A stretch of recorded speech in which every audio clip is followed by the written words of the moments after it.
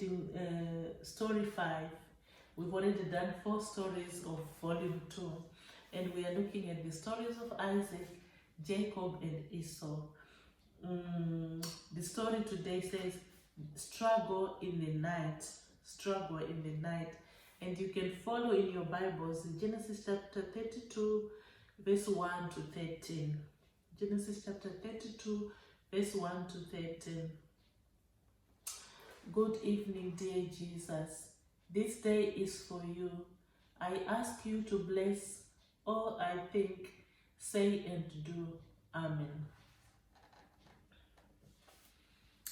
Jacob's long lesson was not over yet.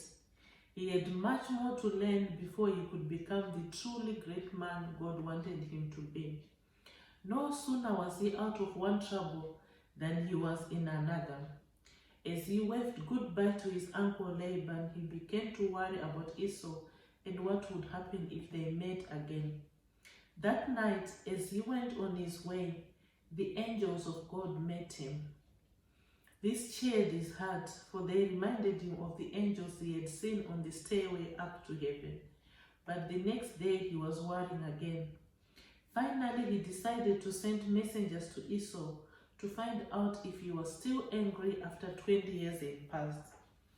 When the messengers returned a few days later, their report troubled Jacob. Had Esau not changed his mind at all?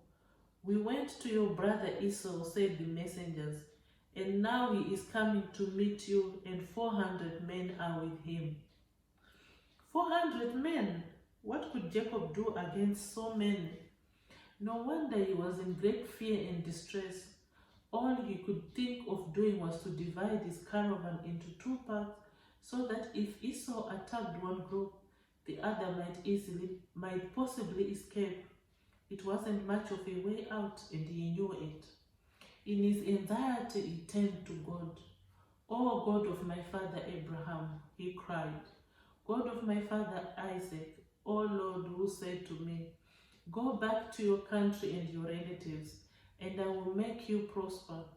I am unworthy of all the kindness and faithfulness you have shown me, your servant. I had only myself when I crossed this Jordan, but now I've become 2 groups. Save me, I pray, for the hand of my brother Esau. But you have said, I will surely make you prosper, and will make your descendants like the sand of the sea, which cannot be counted." Jacob's prayer shows how much closer to God he had grown during his long, hard years with Laban. Now he was grateful for all that God had done for him and given him. Most important of all, he was humble at last and willing to admit that he didn't deserve even the smallest of God's gifts. That night, Jacob sent his family over the brook Jabbok to what seemed the safest place in sight. He didn't go with them, for he wanted to be alone. He needed to talk with God all by himself. In the dark silence, he flung himself on his knees, confessed his sins, and asked again for help. Suddenly, Jacob felt himself gripped by strong hands. He started up in terror. Perhaps one of Esau's men had found him, or possibly some roving robber had crept up on him. He struggled to get free, but it was not easy. He wrestled on until daybreak, and then the stranger touched Jacob's hip. His hip socket went out of joint, and Jacob was in great pain. Suddenly, Jacob realized that the man he was fighting with was not a common thief or one of Esau's men. It was the Lord himself. Like so many of us, he had been in the arms of God and had not realized it. Now, instead of trying to break away, Jacob held on. "I will not let you go unless you bless me," he cried. The Lord said, "What is your name?" "Jacob," he said meekly.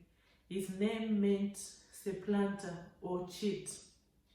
"Your name will no longer be Jacob, but Israel, because we have struggled with God and with men and have overcome." The name of Israel means, "May God strive." or he who struggles with God. Jacob called the place Peniel, meaning the face of God, because he said, I saw God face to face, and yet my life was spared. A new day had dawned for Jacob.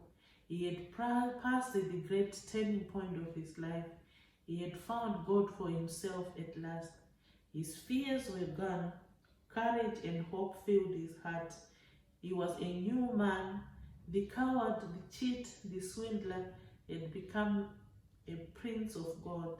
It was like walking out of darkness into sunshine. Look at him, Jacob, fighting with God. And he said, God, I will not let you go until you have blessed me. May we keep on holding on to Jesus, boys and girls.